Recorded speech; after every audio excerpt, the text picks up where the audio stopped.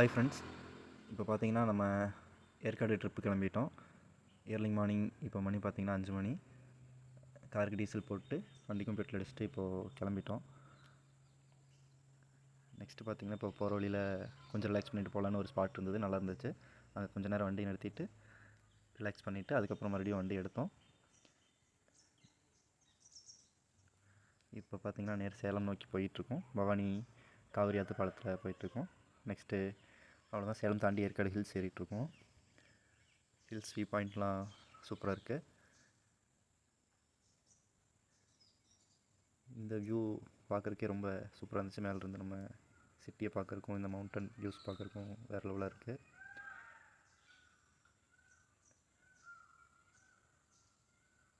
வந்த இடத்துல நமக்கு புதுசாக ஒரு 2 பேர் ஃப்ரெண்ட்ஸ் கிடச்சிருக்காங்க. அவங்ககிட்ட கொஞ்சம் நேரம் பேசிவிட்டு அப்படியே மறுபடியும் வண்டி எடுத்துட்டோம். போகிற வழி எல்லாமே வியூஸ் செமையாக இருக்குது. இந்த ஸ்டெப்ஸை வந்து எதுக்கு கட்டியிருக்காங்கன்னு தெரில, சும்மா உட்காந்து வேடிக்கை பார்க்குறக்கா அப்படின்லாம் தெரியல. சரி, இது நமக்கு தேவையில்லை, நம்ம அப்படியே போயிட்டுருப்போம்.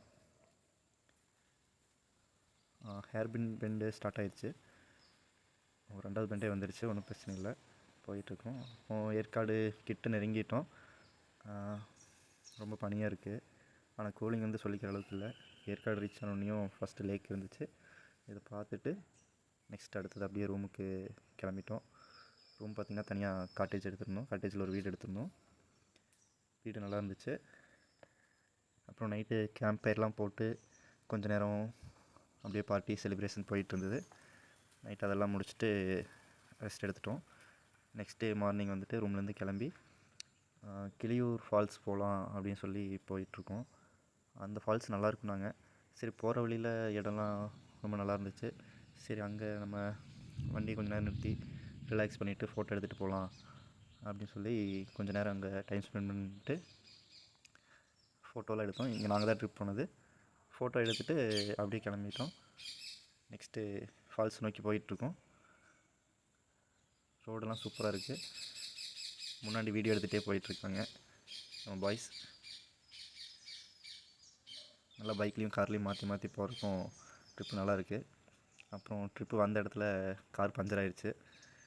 அப்புறம் காருக்கு ஸ்டெப்னியை மாற்றிட்டு ஒரு வழியாக ஸ்டெப்னி கழட்டி மாற்றிட்டு வண்டி எடுத்துகிட்டு மறுபடியும் ஃபால்ஸ் நோக்கி போயிட்டுருக்கோம்.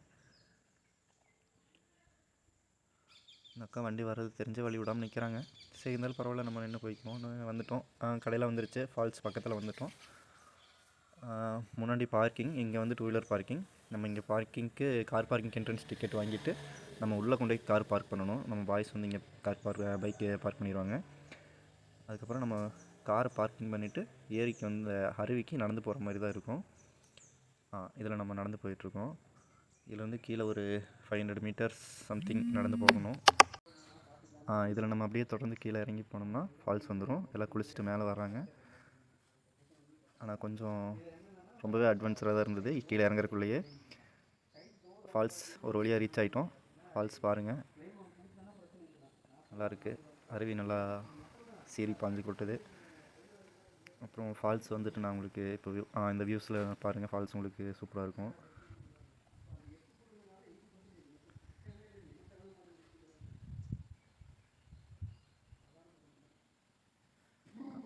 இப்போ ஃபால்ஸை முடிச்சுட்டு நாங்கள் அங்கேருந்து ஃபால்ஸ்லேருந்து வண்டி எடுத்துட்டோம். நெக்ஸ்ட்டு பக்கோடா வியூ பாயிண்ட் போகலான்னு ஒரு ஐடியா. அதுக்கு முன்னாடி ஒரு பிளேஸ் இருக்குதுன்னு சொல்லி இப்போது இந்த சந்துக்குள்ளே கூட்டிகிட்டு போகிறான். எங்கே கூட்டிகிட்டு போகிறான்னு தெரியல, பார்ப்போம். அப்படியே பின்னாடி போய் பார்ப்போம். என்னடா இது முட்டு சந்தில் கொண்டாந்து நிறுத்தியிருக்கான். சரி, மறுபடியும் வண்டி யூட்டன் போட்டு அப்படி திரும்பி போவோம். எங்கே தான் கூப்பிட்டு போகிறான்னு தெரில, வெயிட் பண்ணி பார்ப்போம். இங்கே எங்கேயோ போகிறானே, இதுலையெல்லாம் இது ஹோட்டலாச்சே, ஹோட்டலுக்குள்ளேலாம் போயிட்டுருக்கான். எங்கேயும் முட்டு சந்தா. கூகுள் மேப் நம்பினா அப்படி தான் இருக்கும் அப்படின்னு சொல்லிட்டு சரி, திருப்பி நம்ம கீழே இறங்கிடலாம், பக்கோடா வியூ பாயிண்ட் போயிடலான்னு சொல்லி வண்டி எடுத்து போயிட்டுருக்கோம்.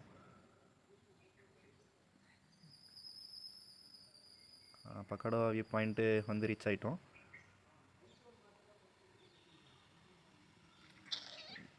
கூட்டம் ஓரளவுக்கு தான் இருக்குது, ரொம்பலாம் கூட்டம் இல்லை. டூரிஸ்ட் கம்மியாக தான் வந்திருக்காங்க. நாங்கள் போன இடத்துல ஒரு ஸ்பாட் கண்டுபிடிச்சிட்டோம். அது நல்லா இருந்துச்சு அந்த ஸ்பாட்டு. பக்கோடா வியூ பாயிண்ட் வந்தீங்கன்னா அதுக்கு பின்னாடியே கீழே இருக்குது, வந்தீங்கன்னா விசிட் பண்ணி பாருங்கள். வியூ பாயிண்ட் நல்லாயிருக்கு, மேலேருந்து பார்க்குறக்கு செம்ம வியூவாக இருக்குது. இதுதான் அந்த ஃபோட்டோ. பக்கோடா வியூ பாயிண்ட் முடிச்சுட்டு சரி நம்ம ரிட்டன் கீழே இறங்கலாம். ஏன்னா மேக்ஸிமம் எந்த ஏரியாவும் சுற்றல, நாங்கள் சும்மா ஒரு ரிலாக்ஸாக தான் போனது, ஏற்காடு போயிட்டு வரணுன்னு. வர வழியில் இருக்கிற பிளேஸ்லாம் பார்த்துட்டு சரி கீழே இறங்கலாம் அப்படின்னு சொல்லி இறக்கிட்டுருக்கோம்.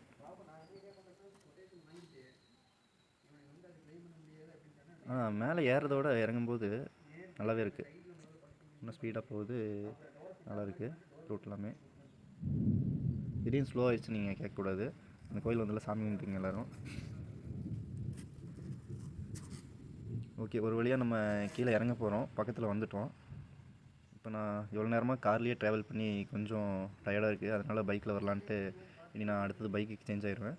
சேலத்துலேருந்து பைக்கில் ஈரோடு நோக்கி பயணம் போகணும். நான் பைக்குக்கு வந்துட்டேன்.